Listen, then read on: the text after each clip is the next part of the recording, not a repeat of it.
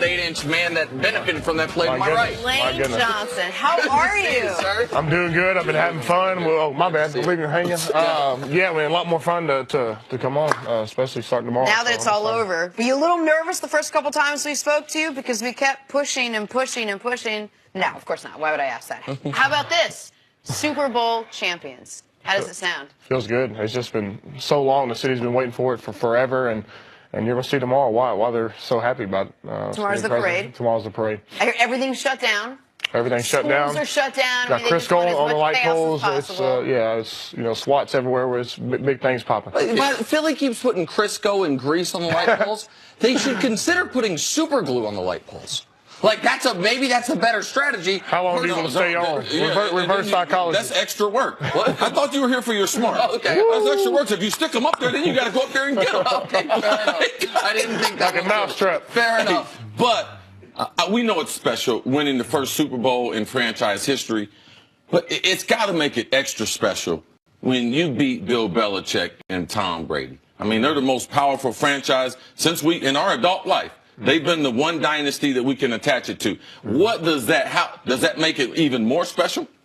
Definitely, it was a hard game. I mean, it came down to the wire, so it was really just back and forth. And from my point of view, it was whoever had the ball last was going to win. Brady and them had it. Unfortunately, we got a strip sack on that. But yeah, it was just back and forth the whole game, and it was nerve-wracking. I'm not gonna lie. I know that it had to be total jubilation when Zach Ertz scores the touchdown. Yeah. There's the long review, but I think most people knew it was probably going to be confirmed.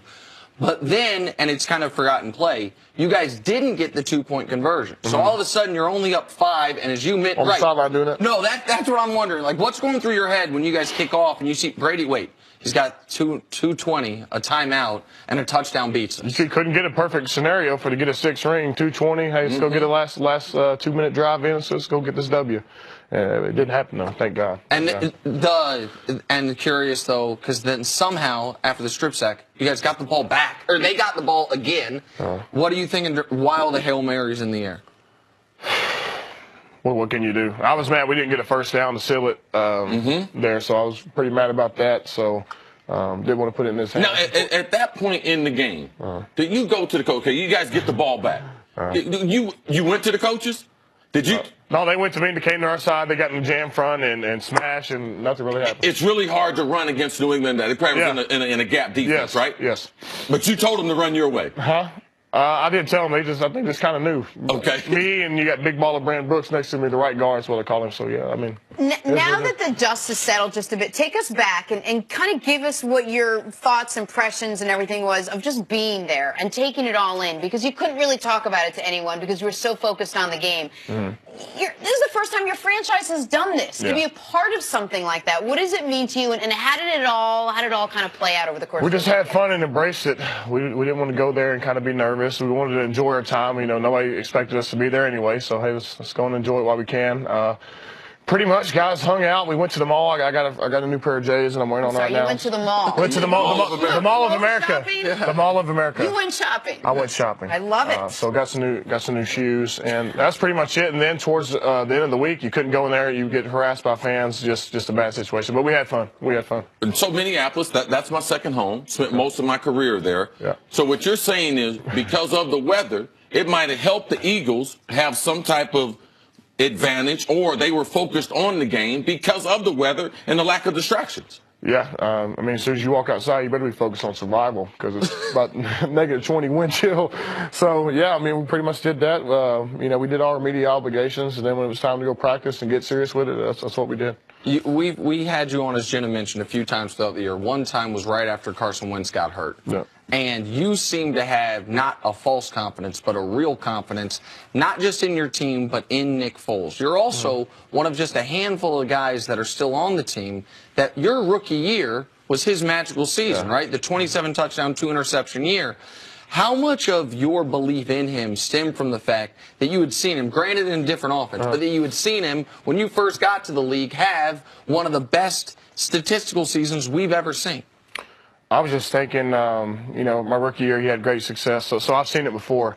And even before the season started, I was like, if anything does happen to Carson, we're in a great situation. And that goes, just with a lot of depth, linebacker, left tackle, which usually, you don't have. And we're fortunate.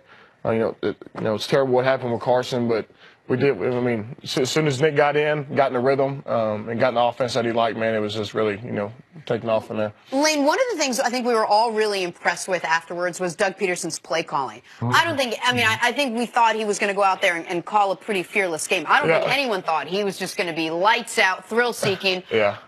Balls to the wall, everything you got, go win it for us, Nick Foles. Yeah. We were impressed with it. It was fun to watch. Tell me about it from the other perspective, being part of it. So the night before the game, he said, hey, I'm going to call my plays. I'm going to be me. I said, all right, Coach. All right, but hey, we're going to see. We're going to see tomorrow. So So you was calling his bluff? No, I mean, I believed in him, but hey, he was excited. And then got in the game, and it was just first down to first down to first down. And then the Philly special, I think, we've been running it for weeks. We had it in our back pocket.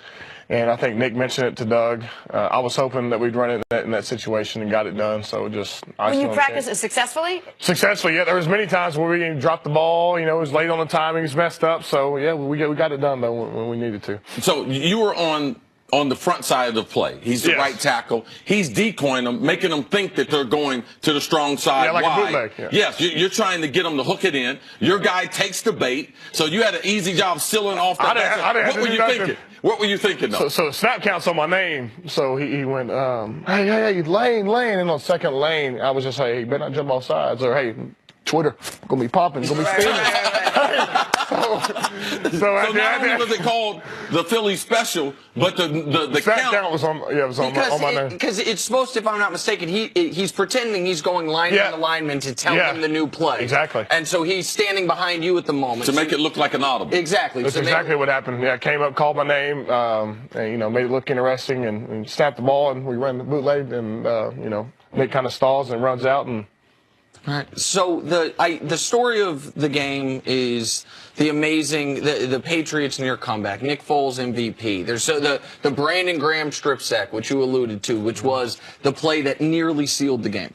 But you guys don't score 41 points if Nick Foles is on his back. You guys give up 0 sacks. You're a huge part of that. That offensive line that has been, I understand you guys lost future Hall of Famer Jason Peters, but you guys have been together throughout the year. What were you guys able to do against New England? James Harrison, who had shown some flashes in the playoffs. Yeah, he's still flashing. Yeah. So what were you able to do against the Patriots? We knew they were good at what they do. Not necessarily over-talented what they do. They don't make mistakes. As far as their different blitz packages, they'll have a jam front to stop the run. They'll have a split double-A package. And okay, now what's a jam front? For the people out there who don't necessarily know, can you break it down a little more in layman's terms? Pretty much jam front, you're stacking the box. I want to take away the run. Yes. And that's what they did, and they have it 2 different ways with that. And then with the split double-A, so you have, 2-3 techniques. Yep.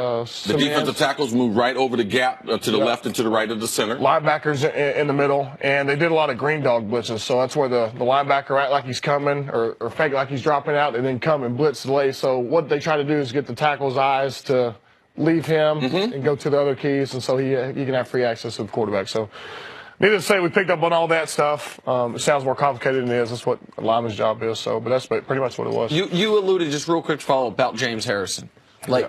He seemed to be none of them got to Nick, but he seemed to be the most effective of the pass rushers. Was he the guy that presented the biggest trouble for you guys, and why does he present trouble? It was Harrison and Flowers, just because Flowers is so versatile. You could put him at 3 technique. He creates a lot of pressure. You can put him all over the field and create pressure. With Harrison, why he's so good is, first of all, he has low center of gravity. He's not very tall, but when he has that rip move, jab step, get that tackle to turn, and then rip, I mean, you can't stop it. So, age is, he's still going. There's this thing about the New England Patriots, as poorly as their defense had been playing, as kind of questionable was who was going to be and who wasn't going to be, and they still have Tom Brady, they still have Bill Belichick. So for us to watch, it's one of these things where, don't worry, the Patriots always seem to find a way to get it done.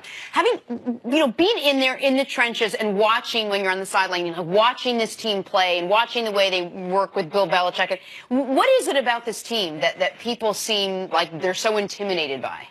Well, first of all, their offense is on all Madden mode, so went out there. It was 20 a pop, 15. I mean, really, what can you do about it? He's been doing it for, Oh, my bad. Oh, no, that's all right. You the champ. You're all right. I got you covered. I got you. You're I right. got a little bit on my jeans. Yeah, Well, new we'll go Jays. shopping after Oh, this. no. Oh, no. Oh, they're all right. No, We're gonna go you're shop- gonna we'll go shopping again. You've been They got snake skin on them. They're good.